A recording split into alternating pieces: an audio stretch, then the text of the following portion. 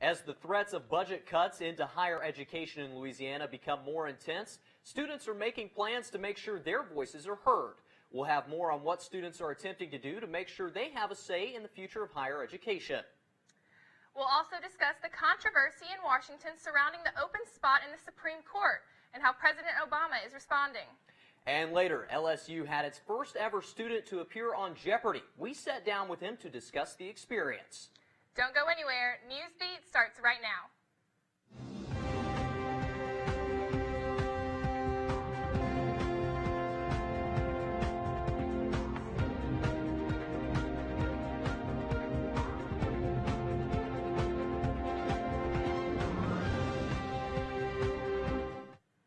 Hello and welcome to Newsbeat. I'm Madeline Adams. And I'm Matt Houston.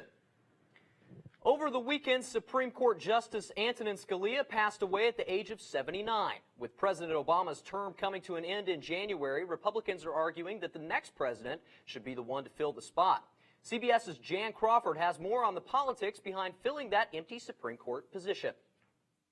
One more left-wing justice of the U.S. Supreme Court will strike down every restriction on abortion across this country. On both sides, the confirmation fight already is a rallying cry for their base. The only reason to block this is pure partisanship. As the White House narrows down its shortlist, one thing is certain. For President Obama's nominees, there is a pattern. At the Supreme Court, Sonia Sotomayor and Elena Kagan. At the Justice Department, Eric Holder and Loretta Lynch. Each nominee brought diversity, had a sterling resume, and was solidly liberal. We are in uncharted waters, especially given the modern current polarization of the country and of Congress versus the White House. Ilya Shapiro is a legal scholar at the Cato Institute. He says the president really has two ways to go. A conventional pick, like Federal Appeals Court Judge Sri Srinivasan, who was unanimously confirmed by the Senate less than 3 years ago. But guess who else was a consensus pick by voice vote to the Federal Appeals Court? Judge, would you stand to be sworn? Clarence Thomas. And look how contentious his Supreme Court confirmation was. This today is a travesty. The point? A nomination to the highest court is a whole different ballgame. We try to draw analogies, we try to draw parallels, but ultimately it comes down to a political argument. With Republicans vowing to block any nominee, the president could make a more unconventional pick, like Attorney General Loretta Lynch. But she is tied to controversy as the Justice Department looks at Hillary Clinton's use of a private email server. One thing's for sure, the president is likely to move fast. He wants to throw the ball back in the Republicans' court, to put the pressure on the senators to really see if they're going to put their money where their mouth is. And this morning, the Supreme Court honored Justice Scalia by draping his seat and a section of his bench in a black drape. The outside door of the courtroom was also draped in black in Scalia's honor. This is an old tradition that the Supreme Court uses to honor a justice after they pass. The tradition dates back to 1873. The flags in the court's front plaza will also be at half-staff. A number of proposals for a revised income tax system are on the table at the state capitol in an attempt to fix the state's budget crisis. Governor John Bel Edwards and his administration want to lower income taxes for everyone while also reducing deductions. Most of the plans would affect middle-upper class taxpayers. An alternative plan Edwards is proposing plans for voters to eliminate the federal income tax deduction. Louisiana is one of a small number of states that allows a 100% state deduction of taxes paid. The deduction is written into the state's constitution, requiring a vote of the people to repeal it. Last spring, students went to the Louisiana Capitol to protest the possible budget cuts to higher education. Following Thursday's announcement from Governor John Bel Edwards that the future of higher education could be in jeopardy, students are planning another march to the Capitol for this Friday. Along with LSU, other universities from around the state are planning to participate, such as UL Lafayette, Southern University, Louisiana Tech, and Nicholls State.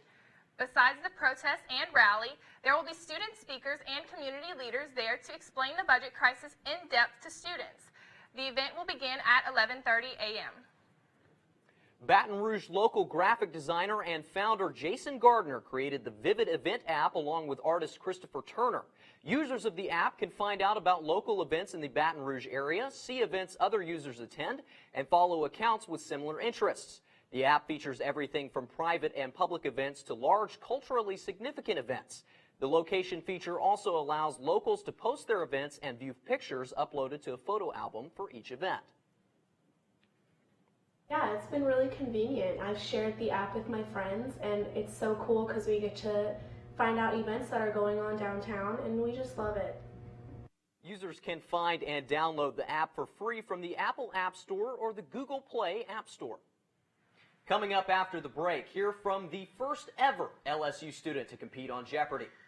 Also, hear what familiar face on LSU's offense will not be suiting up with the Tigers next season. And later, we'll recap the 58th Grammy Awards from last night. Don't go anywhere. Newsbeat will be right back. Jeopardy contestant Kevin Brown sits down with one of our Tiger TV reporters and also partakes in a little fun. Kevin Brown was the first LSU student to appear on Jeopardy! He said that this was a lifelong dream of his. Is that tiny hope in the back of your mind that someday you would be on Jeopardy! And of course that's so tiny that you never don't even acknowledge it. And then so I tried out twice for it. The first time I was in Boise, and over the summer I drove to LA for the audition. Didn't get it that time. And so when they had the audition in New Orleans, I was saying, no way I got it. And so both surprise and just I've always wanted it. So it's pretty incredible. He says that this is one experience that he will never forget. And yes, they filmed 10 episodes in 2 days, and it's just a crazy 48 hours. You know, for all 15 of us, was just crazy. And it was also very intense. Like, I'm still friends with them. We still talk all the time online, and yeah, just like crazy intense bonding experience. 2 Tiger TV reporters take on the Jeopardy! Pro, and he was up for the challenge. Bill Clinton. That's Mark Zuckerberg. Peyton Manning. Who's Marshall Mathers? Donald Trump. Kevin came out the champion this time after a round of double Jeopardy! Pretty good. The questions were definitely a bit different, you know, but it's fun. I'm happy that I got to get one answer it. Yeah. That's someone so smart. Other than just having fun on Jeopardy! Kevin wanted to make sure that he made LSU proud. LSU has given me so much that I just wanted to give back by representing them on national stage. I'm glad that I'm the first LSU student, but I know I won't be the last. Serena Crawford reporting for Tiger TV. I was terrified that Kevin would embarrass us, but he's such a sweet guy. It was a fun experience. LSU junior wide receiver Trey Quinn posted a tweet today announcing he'll be leaving the university. The tweet read, "I'd like to send a special thank you out to Louisiana State University and the opportunity they provided for me to receive a quality education while playing football. To the coaches and players, it's been a blessing to have built relationships with each and every one of y'all. And to the fans, I want to thank you for your continued support and love that y'all show. But for now, I have to follow the path that the Lord has sent out for me. I'm glad to say I was an LSU Tiger, forever LSU."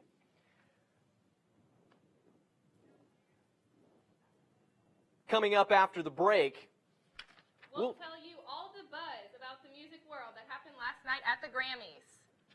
you don't want to miss it. The 58th Annual Grammy Awards were held last night.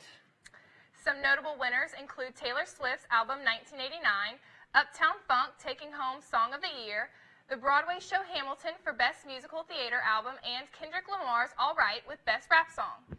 The show also included performances from Demi Lovato, Justin Bieber, Adele, and Kendrick Lamar.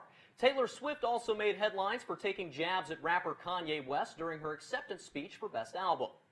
As usual, social media was abuzz with the reactions of the Grammys throughout the evening. Let's take to Twitter to hear some reactions from the event. NBA legend at Kobe Bryant tweeted, "Yes," at Kendrick Lamar, #Grammys killing it, #MuseVibe. Adele experienced some technical difficulties during her performance, and at Joe Guy 1967 tweeted, "Never thought I would say that. Justin Bieber's performance was better than Adele's. #Grammys 2016.